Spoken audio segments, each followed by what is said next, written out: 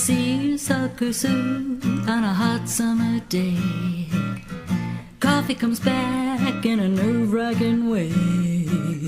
The dishes and laundry take the garbage out. What a day, what a day, what a day. Well, welcome to Capital Region today. I'm so happy that you're joining us today. We have a great lineup today.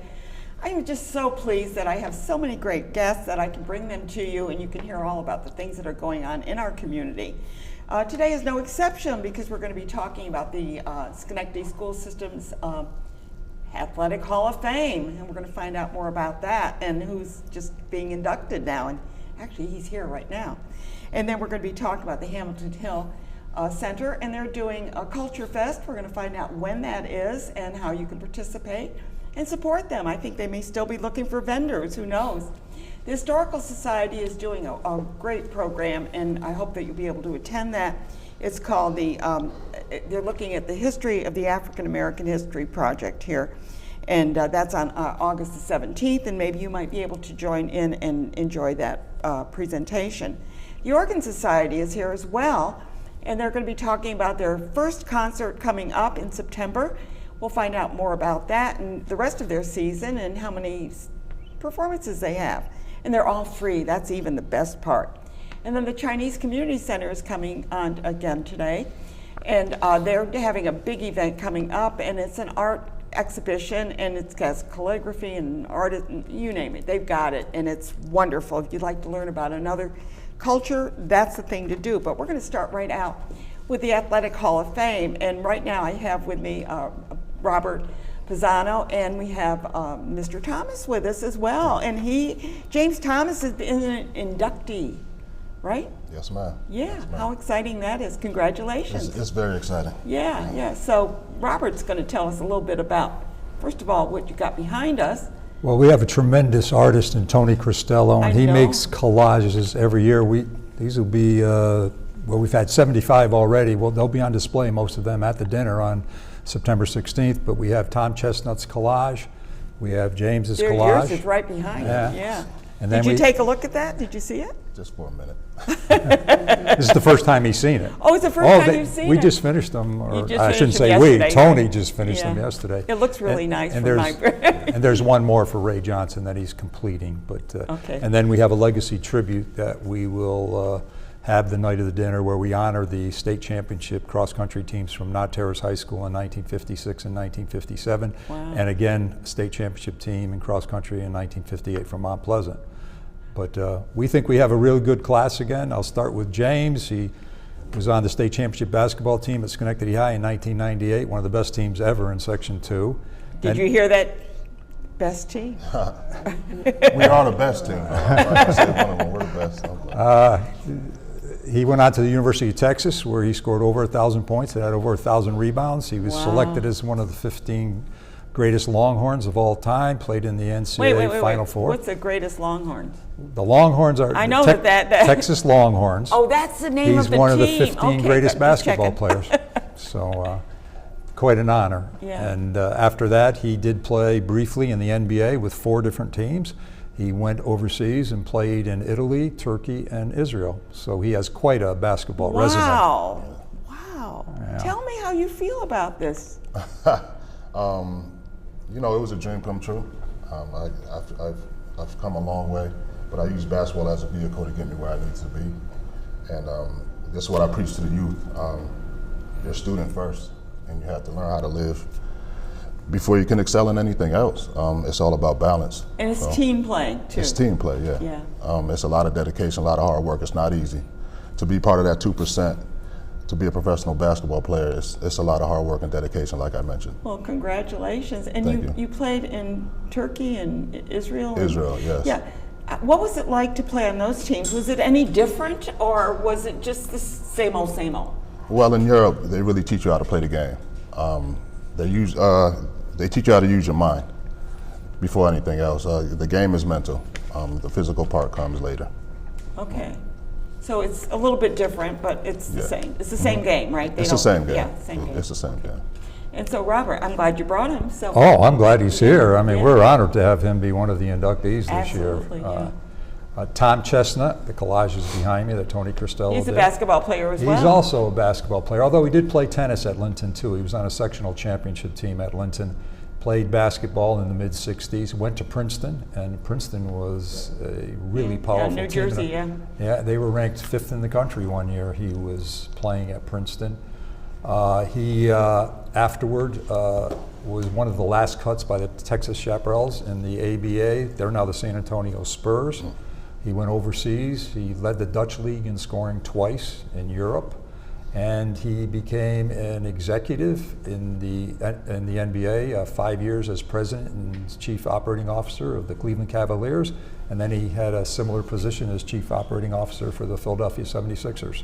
So they begin in sports, but they seem to Exactly. excel. It's almost what James said. Yeah, I mean, and the idea basketball. that they go to other countries and are Yeah. able to Right. continue their I call it a sport, but it is a sport, but it seems beyond that even. It seems. And even when he left being an executive in the NBA, he was Sports Channel New York. He was the vice president. So Yeah. he stays involved in sports almost throughout his career. And he's still playing.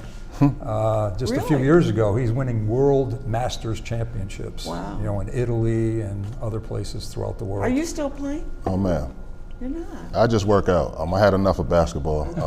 Really? You don't Yeah, play, street basketball, get the court, the basket No, on the driveway and stuff?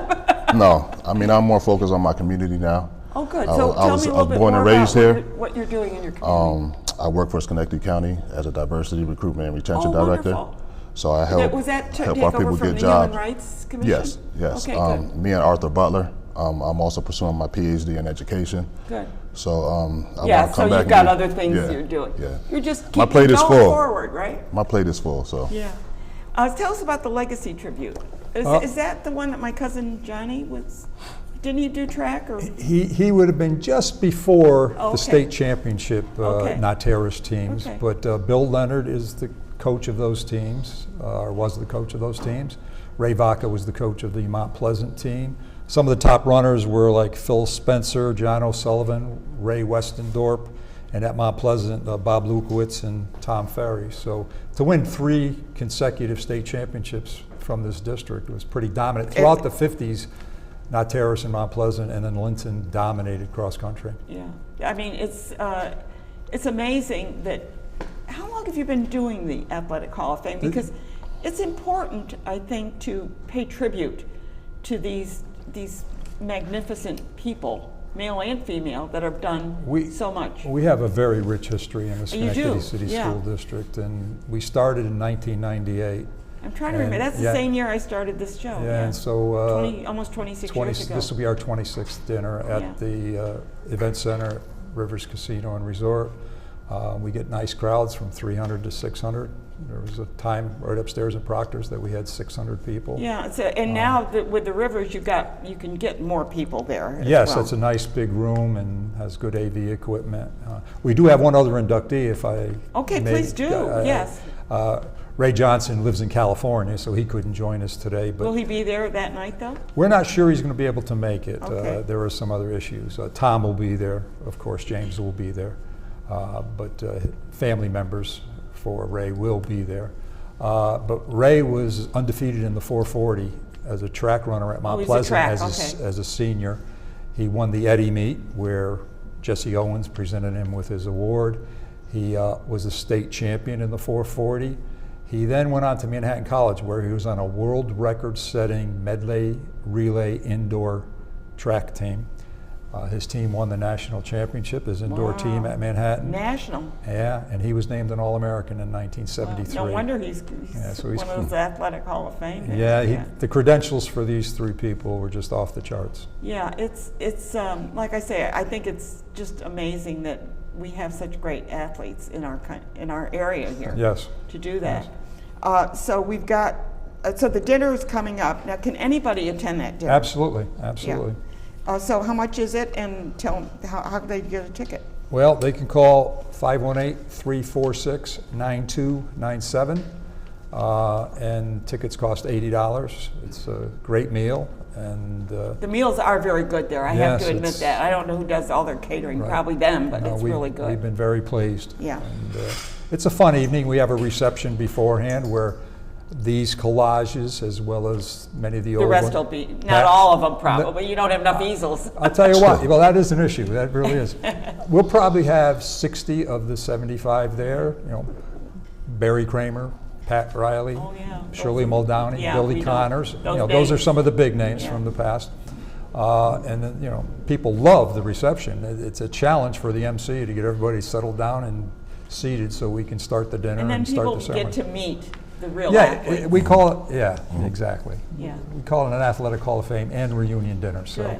we get the people from Linton, Terrace, and Mount Pleasant together, and we have a fun evening. Do you get a number of the new people? I mean, people that are recent graduates and things? We do get some younger people. Because they should know what's happening. This year, I think we're going to have 3 tables of students, Oh, student wonderful. athletes. You know, they'll be part of it. Let them see the successful people that have come through the athletic programs and played on the same court where maybe they are now playing. So we try to have these people be role models and examples for the current students. Well, Mr. Thomas is definitely a role model. Thank you. I got to get you on the show again to talk about what you do for the We could do county it. too. Yeah, We that could would do be it. fun.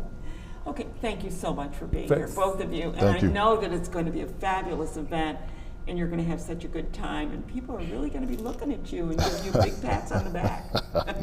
Thank you. Thank you so much. Thank you Mr. for Thomas. having us. Always Thank you for a having us. Thank you pleasure to for- have you on the show. It's our pleasure. Thank you. Yeah. I'm going to be swinging over and talking to the Hamilton Arts Group, and group 2 people, and we're going to be talking about what they're coming up with their Culture Fest. So let's swing right over here and introduce Tricia, and we have Janiyah with us. And Janiyah, you're Janiyah, right? Yes. You play, what is it, the steel pan? Yes, I play the steel pan. What is a steel pan? So the steel pan is a percussion instrument, and it is. I actually have an orchestra where I have anything from a single steel pan to a double second, double guitar. So there's altogether in my orchestra like 4 different pans, and I personally play the double seconds. So I'm a child of the Art Center. I've been playing for over 16 years. I started out as a student, and then I became an instructor. Did you learn from Zorky Nelson? Zorky plays the African hand drums, Yes, right? I actually started with one of the Well, younger so the students. steel pan and the steel drums and the Zorky drums, which are They're all different, but we can play together. We Okay. could play together. But Yeah. my teacher was, his name was Amel, and then I had another teacher named Robot. Robot was actually from Jamaica, so he had a very old-fashioned way of teaching me how to play. And I've loved it ever since. I've never stopped playing.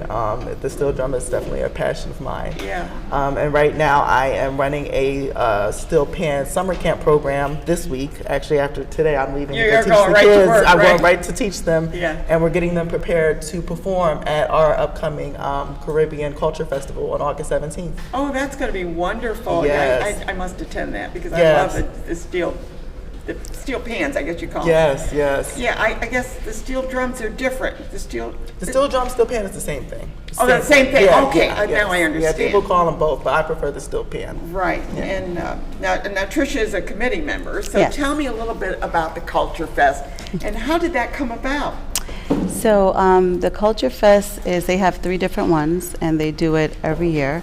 So the first one we had was hip hop, and this one is going to be culture, Caribbean. That's Caribbean. the I theme love of it. Caribbean. I've been to the and- islands, and there's something intoxicating about hearing that with the breeze coming off the water and the music and the little rum drink. Yeah, don't forget your drink. Yeah, so as a committee member, we're gonna be having a lot of fun stuff there to do. The steel pan, the kids are gonna hopefully get to show their talents and what they've been learning. Yes. And then we have like a whole area. We'll have a bounce house.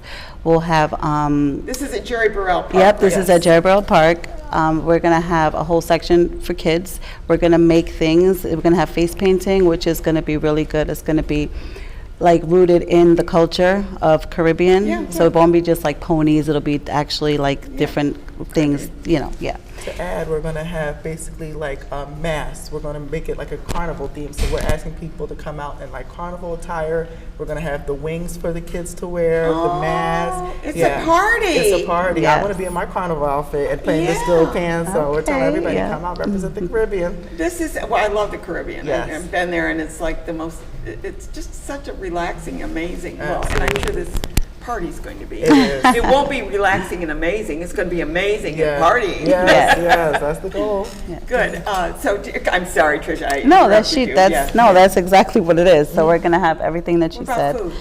Food is gonna be good. We're gonna have different vendors that's gonna be there, so you can purchase and have a taste of different islands.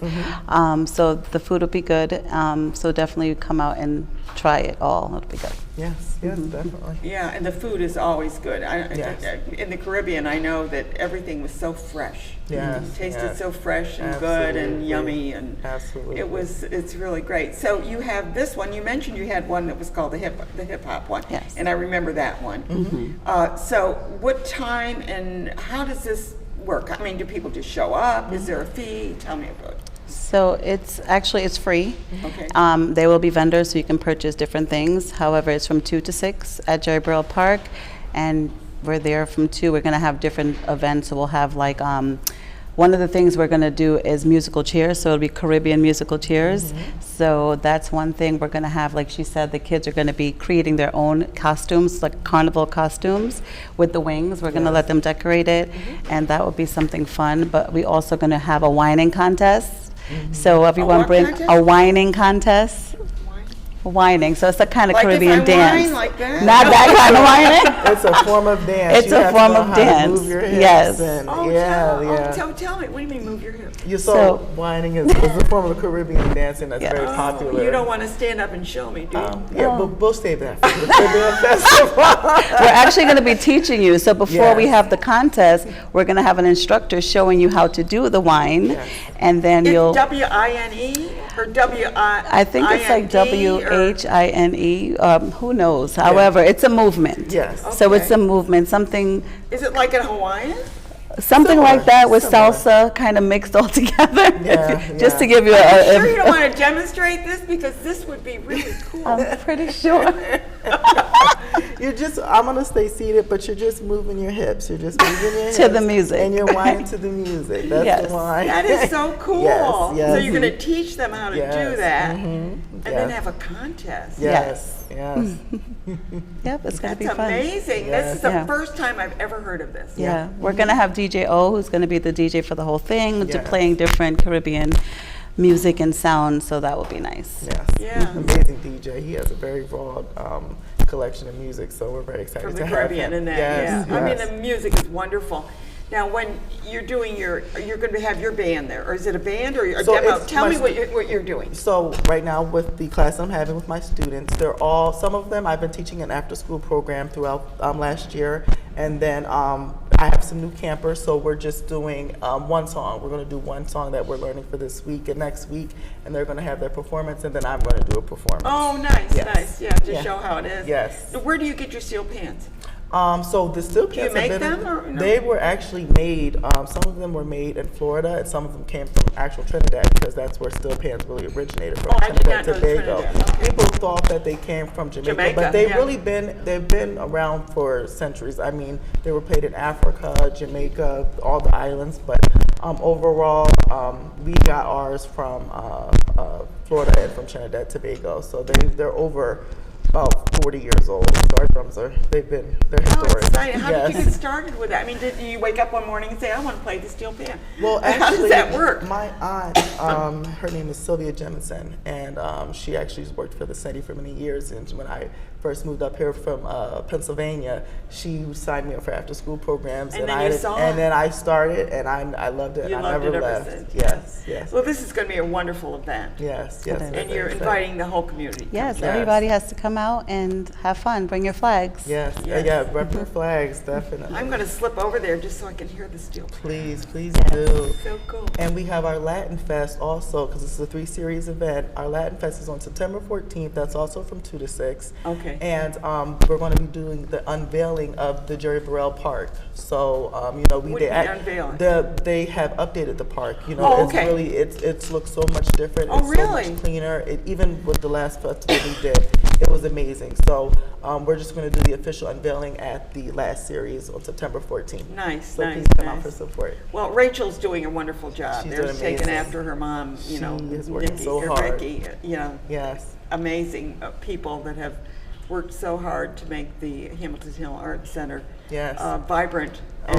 and so nourishing for the community. Yes. Yeah. Yes. Absolutely. Maybe that's the word I think of. It kind of nourishes No, it is. Yeah, everybody. It Yeah. is. definitely. Yes, absolutely. I want to thank you both for being here. Thank you so much Yeah, for and it's having so us. nice to meet you, Janai, and learning to a little meet bit you. about the steel pans. Thank you. And thank you, Tricia, for coming and working so hard to make this event happen.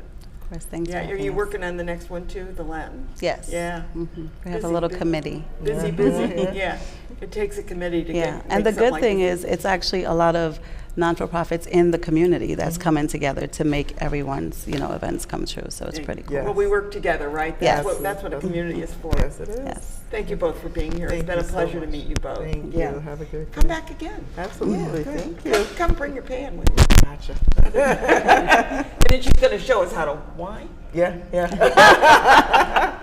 Well, you never know. You Right, never know. right. We're going to switch over to our next guest coming up, and I don't think either one of them is going to be doing any whining or what. You know, did you ever know about that?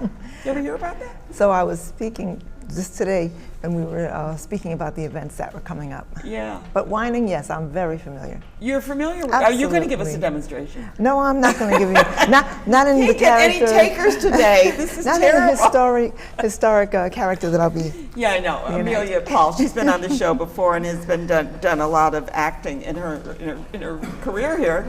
And with us we have Marietta Carr, and she is the librarian, fabulous library at the Historical Museum. Well, you do have a museum, but it's a society as well.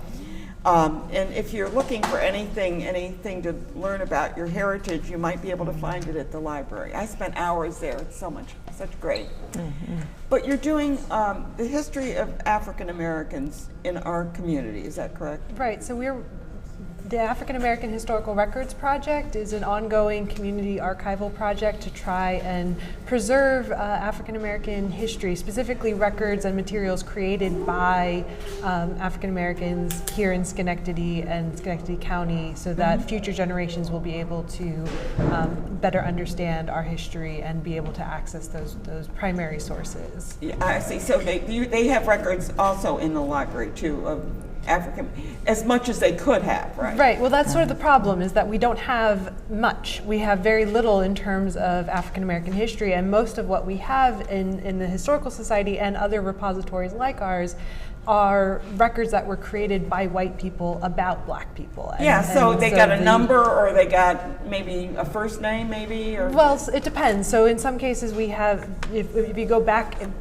to the earliest history here in Schenectady, we have things like bills of sale for enslaved people, where it may not even list their name, it just lists attributes about them and then a price. tall man, short woman, Right, strength or elderly, different ages, things like that. Really? In some cases we do have names. So for example, we have names of people who were baptized and married in churches around the area. maybe church records. You would Church get. records, You yes. would get So those. but then we do also have some collections, like we have Melinda Myers papers, which include photos and clippings and articles written about Melinda Myers, who was a former president of the NAACP. So the problem is we don't have more of that. We don't have, especially more of records created by African Americans. And one of our goals with this project is to work with the community and people in the community who have been working, like Marcia Mortimer, who worked for many years on preserving African American history. Been on the show years ago, yeah.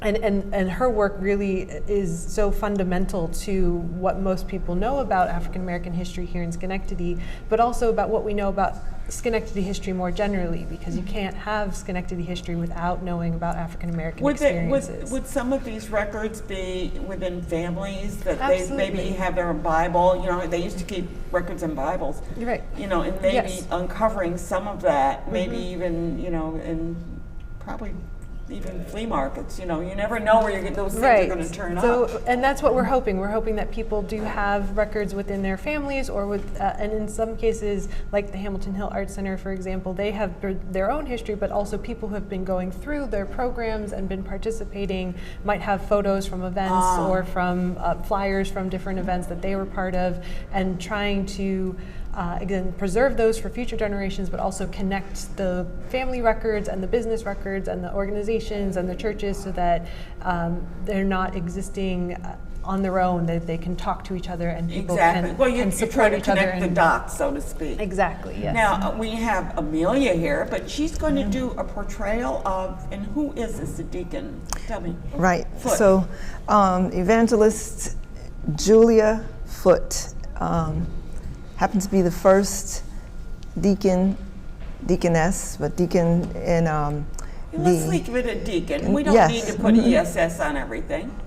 Yes. Right? So, ladies? And knowing that was an accomplishment, you know, from how I look at it is, you know, these are people who we find are everyday people. When we live with them, living history is the everyday person. That's what it is. Yeah, the everyday person. And but to stand up in a time such as then, because we have to remember this is still right around the time when slavery was ending in New York State.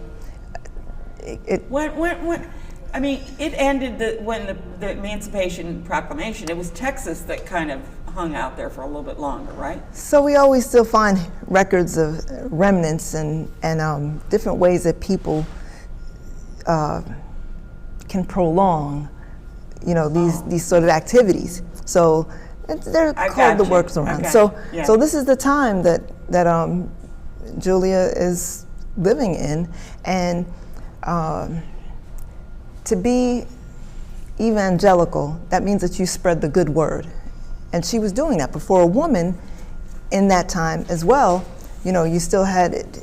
Then there was discrimination. You know, you had discrimination by color and by gender. Gender, correct. So that was something for her to have to overcome. And then it wasn't like she was welcomed to preach. You know, even her own church, you know, excommunicated her. So I'll be reenacting some of these events of how it impacted the evangelist's work in her life, and the way that we were able to find out about Evangelist Foote, Deacon Foote, is through a memoir, you know, which is something else that we have to consider. You know, I know growing up in my household, I had to write. You know, it was important. Education was important, and writing and reading was so important. And nowadays we can take those things for granted, but to actually capture your thoughts or capture events in some sort of way that can be documented and then saved for later is really invaluable. You know, what seems like it's every day will become gold for somebody in the future. And when living history passes on, then you really got a challenge. Exactly, so yeah. It's kind of my little thought and my little plug to say, if you're writing, write. And maybe the idea of just putting everything digital may not always be printed out or something. Make it permanent, because your computer can crash and boy, you lost everything. Yeah. So you're talking about a Foote here.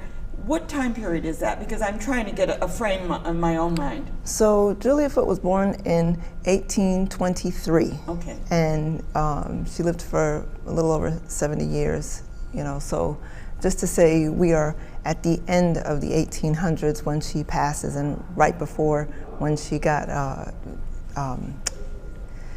ordained Yeah. to be the deacon. And she really did get ordained. So Yes. it wasn't just like, I'm just preaching. No.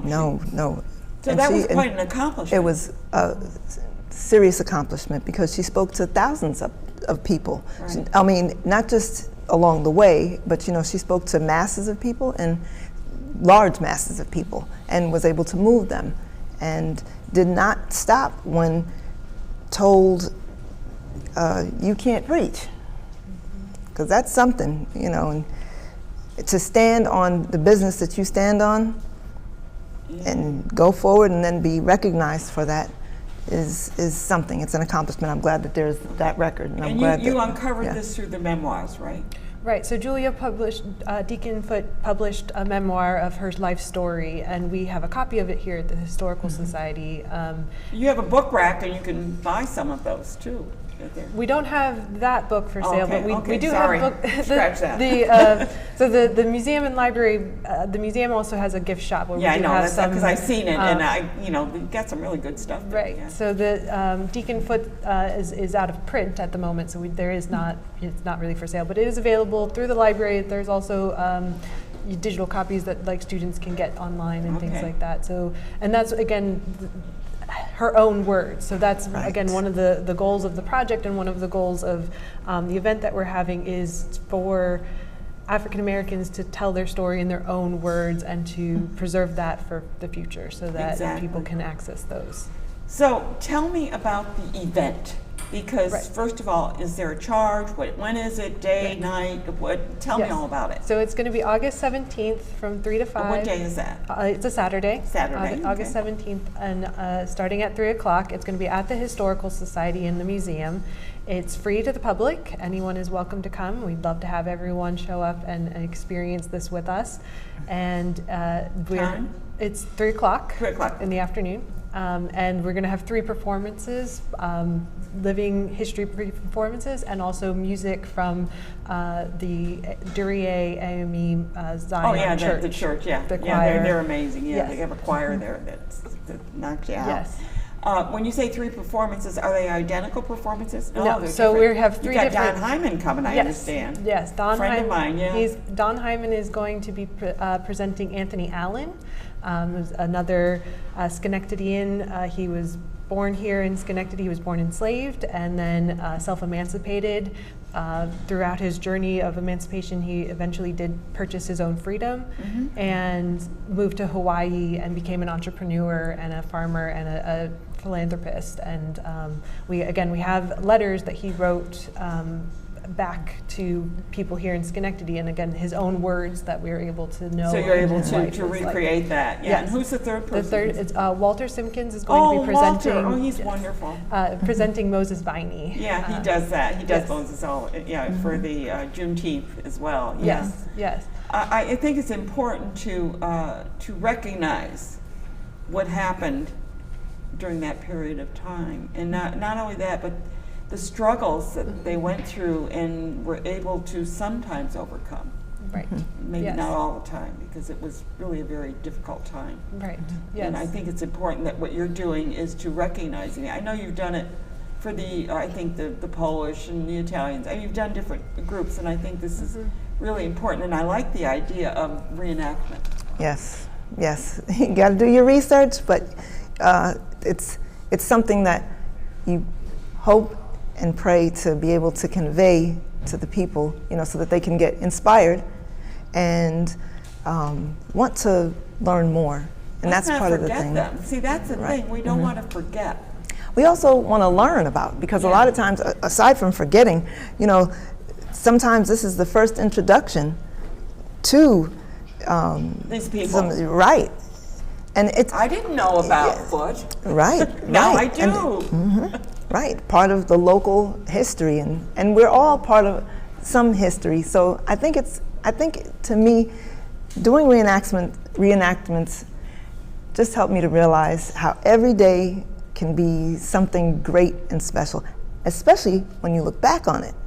So journaling is helpful, and learning history and loving it, not in the way that we feel bored or uninspired, but look into things that inspire us. So if, like the previous segment, if sports is inspirational, then study sports history. Yeah, you know, people that inspire you in that way.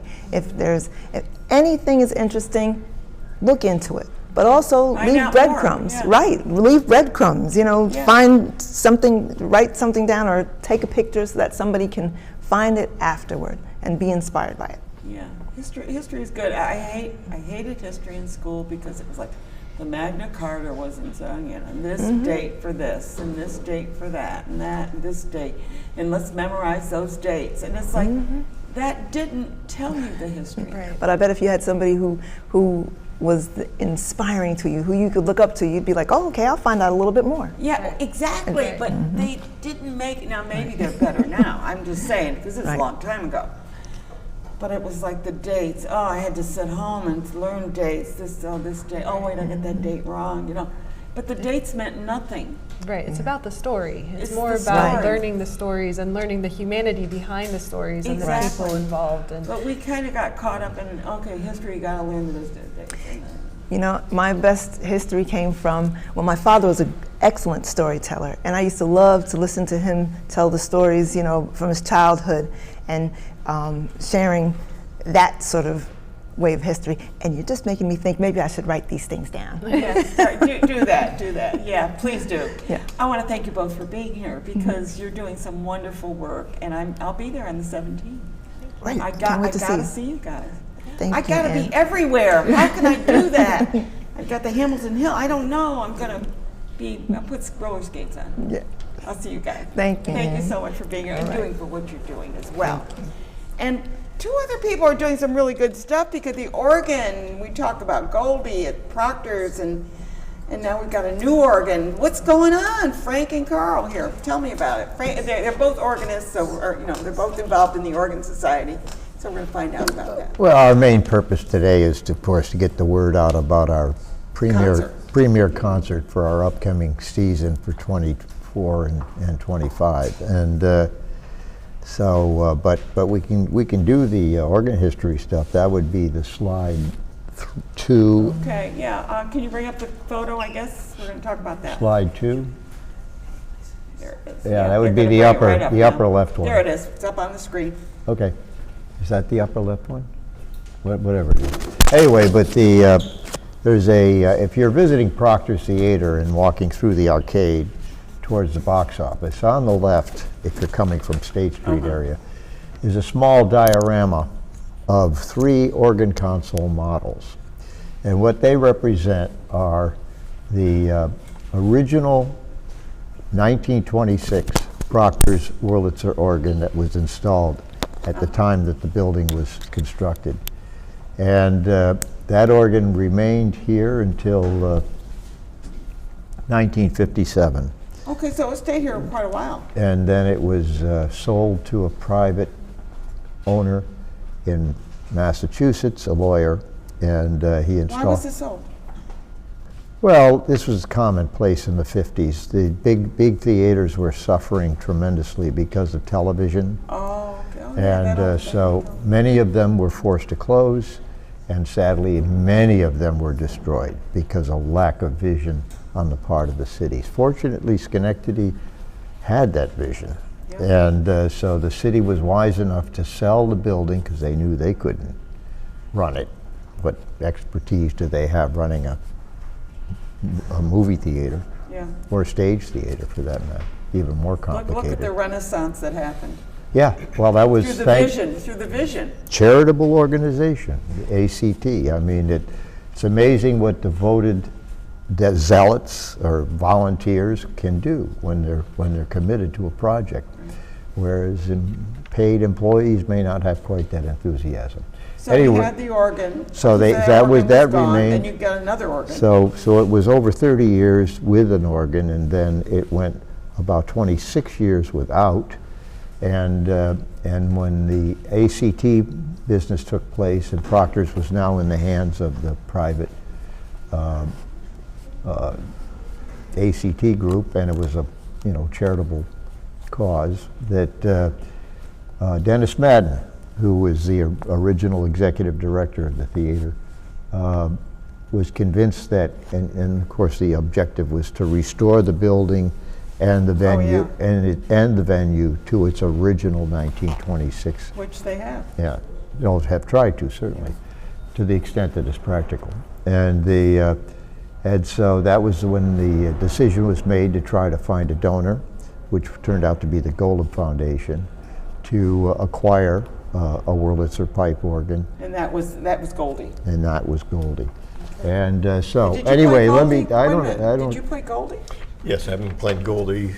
I was on the original crew when they were acquiring it, installing it, and then it was dedicated in '84. So I've been playing it since '84. Okay, so. And so now that's 40 years. It's hard to believe. Yeah, I know. Alan Mills was the original artist in I residence. remember Alan Mills, yeah. Yeah, he was one of my teachers when I was a kid. And so we located our business. Frank and I were the Allen organ dealership. They're brothers, it's okay. Yeah, well, I'm the good-looking one. So we located our dealership in the arcade for 10 years, and then helped pay the rent for Proctor's. Yeah. So as we sit here in the bowels of Proctor's, I think back of those days, and it was really quite an exciting time. And the people that have come in and succeeded that original group have done marvelous things, as you know, with the new stage house and the GE Theater. So they built the GE Theater, and as soon as they built it, we said, boy, that'd be great to have an organ in there. And that's when Goldie came about. Well, that's when George came about. So we had Goldie in the main theater, but the GE Theater, which is the 500-seat multi-purpose theater with a lot of... George?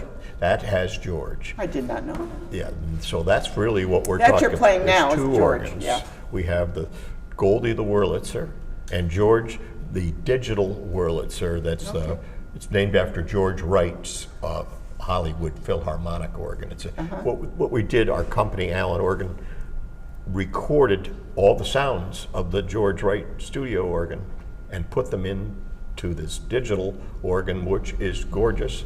And I think that Frank furnished you pictures of that as well.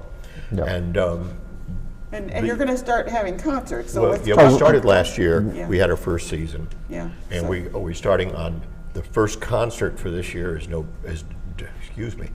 September 10th. Yep. The night before, we have our first banquet, and if there are members of people that are interested, banquet's $35, and it's in the GE Theater. Okay, so it's catered The in night here, yeah. before, catered by Michaels. Yeah. And we can get them the information for that, the same contact number, or they can call me. I don't mind giving out my cell phone number. I'm lonely. 518-469-5718. He's lonely. Yeah, nobody calls me. It's so this is and we publish a brochure. Okay, And, so who's performing for the first one? Probably him. I'm going to be the first You're one. the first one? Okay. And we have, this year we're introducing some new players. We have about a stable of about 15 players. So we're going to add at least 3 new players, Okay. including Dave Kopp, who is a fantastic organist at the Suffren Theater and wrote for our national magazine, the national group, the American Theater Organ Society. He wrote for it. He was an editor at Sheet Music. He's a great silent film artist and composer, and he's also an inventor. He and his brother are multimillionaires, and he's a theater organ expert, internationally known, a good friend of ours. Yeah, if you've never seen a silent movie with the organ behind it, you have missed a fabulous experience. I'm doing one on Thursday with George in the GE Theater. Tomorrow. Okay, because I This saw August Metropolis 8th. in the main stage, and that was amazing. Yes, that was great. And the reason why we're doing so many events is because George is available not only for rehearsals in the green room with headphones, but it's also available when the main theater is not, to present films like silent films or to present concerts. Because the main theater, as you know, does a lot of these tech shows. Yeah, they do it for a month at a time, yeah. And the tech shows come here, and they're quite profitable for the theater, and then they'll get the whole show set up and send it on the road. So about 3 to 4 months of the year, we're not able to get into the main theater. Yeah. But Frank could speak more to this. There's been a lot of, during COVID, we had water damage to Goldie. Yeah, I know we had talked, Frank and I did talk Yes, about that. right. The damage was a leak in some pipe that came up. And that's And that's serious. still being settled. Yeah, and also Goldie, the last time Goldie was rebuilt was around 1975. And so we're looking at 50-some years with leather and wood that's been water damaged. Yeah. And so it really needs a Refurbishing. restoration. Yeah.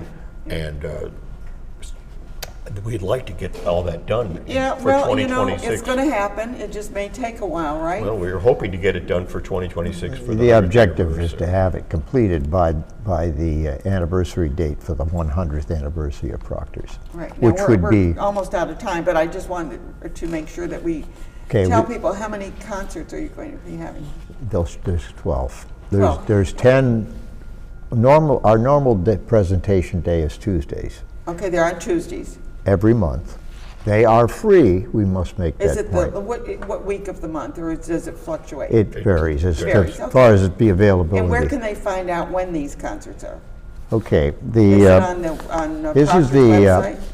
Yes. it should be slide 1, but I didn't see it there. Proctor's Yeah, there it is. website. We also There are it on is. Facebook. That is a picture of the @proctors.org website. Okay, So you go to @proctors.org, and then there's on upper right, there's a search box. So Yeah. you search for Organ Concert Series, okay, and then it'll come up with the series. and you'll come up with a page like Okay. that. And And the they'll say what the, when he's completed the schedule, which he has here, be sure you get it to me, and I'll put it on Yeah, my, we're glad to. my We weekly also are mailing. doing 2 Saturdays, Christmas time, so there's 2 programs in December, Tuesday and a Saturday, and then in April, a Tuesday and a Saturday again, at 11, Saturdays But at 11. you'll send me that list, right? Yeah. And Because last- what I can do then is put it out to And we'll the be doing public. more silent films with Paul Kazee, and it came from Schenectady, and Yeah, I that'll be love those. announced by Paul. I want to thank you both for being here, and you're doing a wonderful job of I guess the idea of theater, what they call the organ theater group. I mean, it's the idea that in theaters we have these wonderful organs that. Well, and we're training people to learn to play them and understand how they're built. Good. that's the advantage of the electronic organ, is that it was the 4th slide up there was the where the organ is stored when it's not involved in a performance. It's stored in the green room, and in there we have a headphone setup arrangement, so the organ can be played without being connected to speakers, and the only You can hear person it. hearing Yeah. is the person playing. Yeah. And it's Yeah. very popular because nobody likes to hear somebody make lots of mistakes real loudly when there's an audience. Unless it's the bagpipes, right? Well, No, it sounds one of our like team all mem- mistakes Yeah, one of there. our team members here, Malcolm Kogat, is also Yes, he's the one of our performers. great players. Yeah, He's we're really really good. Thank Oh, you, there he Malcolm, is. for doing that, too. Thank you both for being here, and Okay. keep doing such wonderful So work. September 10th, noontime, free concert. Free And come on the 9th if you want to come. We'd love to have you as our guest. Absolutely, I love it. All right, That'd be fun. 5:30 arrive for Let me know. cocktails. All right. Keep me posted. Okay, we're going to swing over to here. And my friend Wei Lee is, Wei Quinn is here. I'm thinking Wei Lee. That's another person I know. But anyway, thank you, from the Chinese Community Center. And you have an event coming up, which I think is fabulous. It's an event, what they call art. Yeah. And you're doing calligraphy. And tell me a little bit about that. Right. So for me, I always looking for the Asian art from China, and what is Asian is just heritage needs to be celebrated. So with calligraphy, with my tea ceremony, but then one thing I want to Her introduce. tea ceremony is amazing. Yep. But I didn't know there were that many kinds of tea, but. Right. So the thing I want to introduce to your audience is really the guqin, the 7-string scissor, which is so historical. It was just back then the Lao Tzu and the Confucius, they are the one who play it. The guqin, yeah. Just gave you the idea how historical that is. And it's a wonderful instrument. Right, and then we got a superb master for it. She's a master degree in music, and then she only focused on that instrument and is only do solo. So yeah, it's a great chance to see that at my tea ceremony and calligraphy and Chinese painting artworks on display. I know. Okay, right. So that's thing. So everybody, maybe show the slides on the screen just from one side. That's the last one on the picture there. Yeah. And it just shows that when it is. Right, What- that's there the it is. one, That's yeah. the one. So the August 31st, between 11 to 4 p.m. Right. It's going to be a wonderful event. Always is. I do attend these, and they're just, I always learn something, and sometimes they have dancers and a little kung fu here and then this and that, and it's like, oh, this is so exciting. We love I always culture. get a front row seat. I get right up there in front because I got to see the whole thing. You are. If you're not there, I'll put your picture there. It says ends here. Right. Now, But I'm not here to really talk about my event. I know. She wants to interview me. Yeah, so right. I'm going to let her do it. I'm going to let her do it. See, Okay. thanks for your trust. Okay. But it's just Thank you too for having basic. me here Oh, today. Here we go. So I'm the immature one, so I do have some questions I want to ask. Sure. You, right. I hope I can answer them. Yeah, right. So really it's about your public story, The Treasure in the Closet. You know, the story is a true story. You've been telling me in the 2 years pieces about piece, but only by reading the story, follow your thoughts with your thread to going through this complicated time, place, and so many people and information together. Just wonderful. It is a wonderful story. And for those who don't know it, my husband's brother called him one day and said, I found these old slides in the closet. You want them, or what'll I do with them? They're dad's slides when he was in China. And so my husband got the slides and we looked at them, and it turns out that they are the oldest known color photographs of China. Wow. They've been on exhibition in Kunming at the Provincial Museum. From there, they went to Beijing at the National Museum of History in Beijing at Tiananmen Square. We presented the original slides to the government or to the museum, right? With all of his dad's notes on the side, but we kept a copy. You know? Wow! So it was there. The thing about the photos, which there's a few there. I think Raymond, you might be able to bring up a few photos there. Those are some of the photos that were there, and the one in the center that you see there is Mr. Wu. We thought he was kind of a shopkeeper, but it turns out he was an herbalist.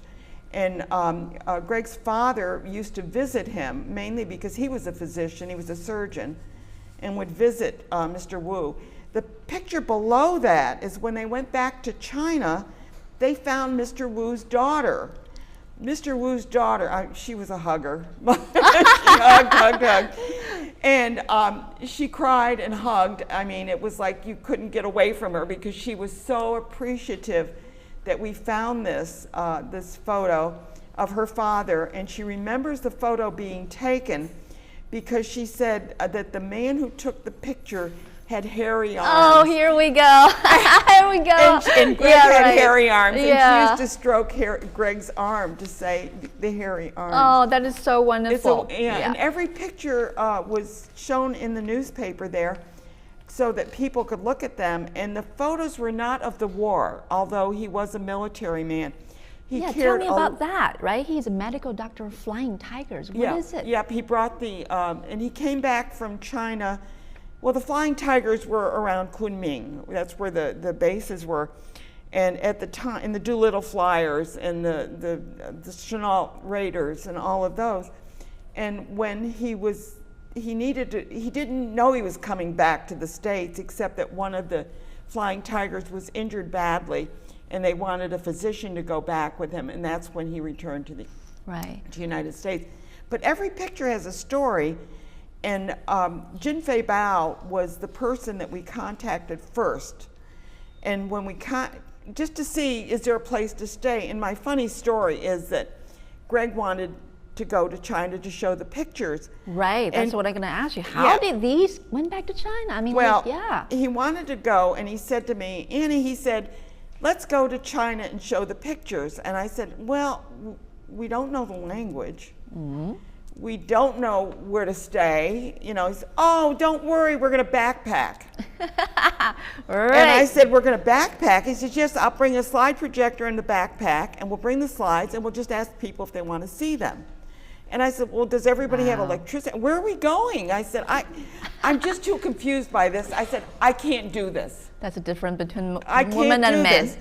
So he calls his granddaughter and says, do you want to do it? And she says, I'd love to, Gramps. They went. Now, this is the honest, true story.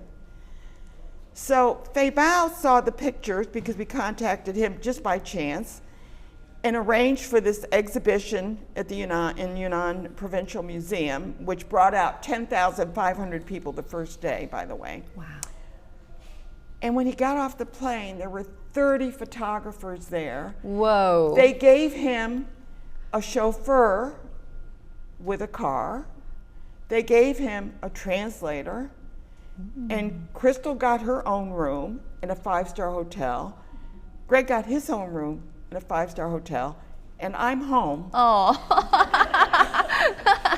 Right, okay. But you made your way to Yunnan. Yeah, I did. I've been there 2 3 times. Yeah, Yeah, right. But that's a been story. Wonderful every time. Right. Yeah. So Fei Bao certainly is a very important person in the Very story. important. Right. I mean, I just read his Wikipedia page last night, and as you told me, it's impressive. And he's one of the Olympic torchbearer back in Yes, he did. The Olympic 2008. torch, Yeah, Olympics, and In he's China. In China, he also Beijing, a mountaineer, adventurer, a list of Got the his achievements. Rhinoceros Award, which is for the greatest adventurer.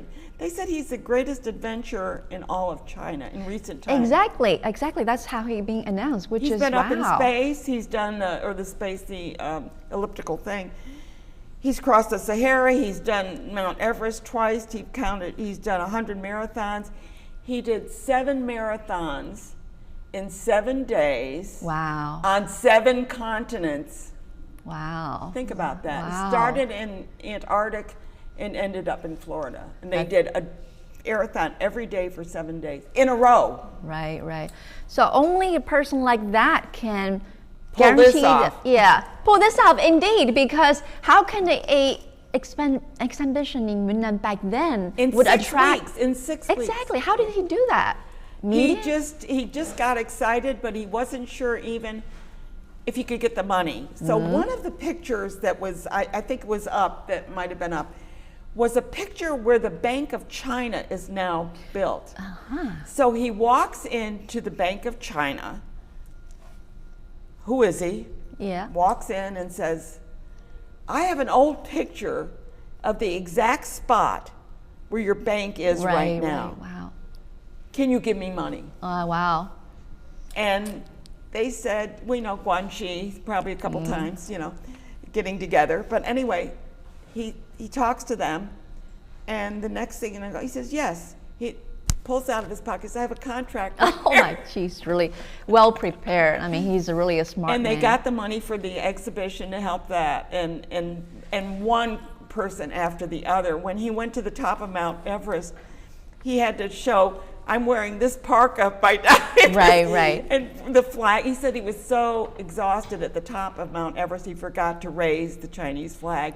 And then he remembered. But he called us from the top of Mount Everest. Is there a signal there? Oh, whoa. He called us from there and said, I'm at the top of Mount Everest. Right. That's amazing. Yeah, we've been very, very good friends. I know that he came over to live with when you. Greg passed away, yeah. Right. But then the picture has been shown in Schenectady too, right? Yeah. Which year was that? Yeah, that was, I forgot what year it was. It was the year, 2005, and it was when the National Convention was here of the U.S.-China People's Friendship. Yeah. Right. Yeah. And Greg received the Friendship Award. Yeah. Right, from the. From them as well. But yeah. And then he started the Sister Cities project between Kunming and Schenectady. Right. So that was officially signed. And Fei Bao signed. came for that. Oh, Fei Bao came up to that, right? Yeah. And Fei Bao crossed from Boston to San Francisco on bikes. He's just amazing. I mean, just like you thinking but about. Anyway, so she's interviewing me and I'm babbling. But anyway. No, I mean, just amazing. And then, so I was just going to ask: does Fei Bao speak English? He speaks very, very little English. I mean, like even today, we tried to teach him. His wife, Li Jia, has learned much more English than he has. But but here's the kicker: Greg's nephew goes to China on Greg's behalf. Go to China. You got to learn China because this is a wonderful country. He goes there. He says, "You're doing it for your grandfather. You got to do it." He goes there. He meets a woman there. He's married. He's been there 12 years. Has Wow. 2 children, owns a place there. I mean, well, I don't know. Like in Kunming as well? Kunming. Wow, that is just So incredible. he sees Fei Bao all the time. So Right. Fei Bao is part of our family. So thinking about that connection over Yeah. there, Yeah. right? I mean, the city of Kunming, it's About the name 7 of million. the 7 million people and have the reputation of the eternal spring city. Yeah. I really envy him to and live Greg there. is Man of the Year in Kunming. He was truly a celebrity. You guys, when you guys are there, you are the celebrity of Kunming, We and had it's a gonna be wonderful time. forever. And visit China if you get a chance to see it. But we're almost out of time. I Right, got to tell you yeah. who's coming up, but don't go anywhere. Okay. Coming up next is the Italian Festival, the Stockade Art Show coming up. We have an artist coming on talking about denim art and a mural that she's working on. Harbinger Theater's here, and they're doing Maggie May and the Yankee Light Opera. We're doing School of Rock. Lots going on. So we'll just finish up the show talking, if that's okay with you guys. Yeah, it's been an experience that I never expected. That it's been a long journey. I mean, we were involved with the Chinese community way before this even happened. And it was when we met Bing Ru Zi, who played the Guzheng. Yeah, right. I And connected that there. she was from Kunming, and that was our first contact to ask her, do you think these pictures are important? Right. She was the one that says they must go back to China. They brought in 35 scholars into Beijing to look at these photos to say what a historical piece of find that this is. Of China. Yeah. The important piece of period China over there being recorded. That's just amazing, just to think about the contribution. Isn't this exciting? It is. Life is good, guys. Right. But then and we've been talking with Wei Qin here. She's the president of the Chinese Community Center, and you've got to go there when they have their wonderful art. It's just such a great experience to do that. Her tea ceremony is amazing. Who knew there was a white tea, a green tea, a red tea? Yellow. Yellow tea. Oh, I almost missed that one. Thank you so much. And thank you for watching Capital Region today. I hope that you've enjoyed the show. I know I have, so thank you.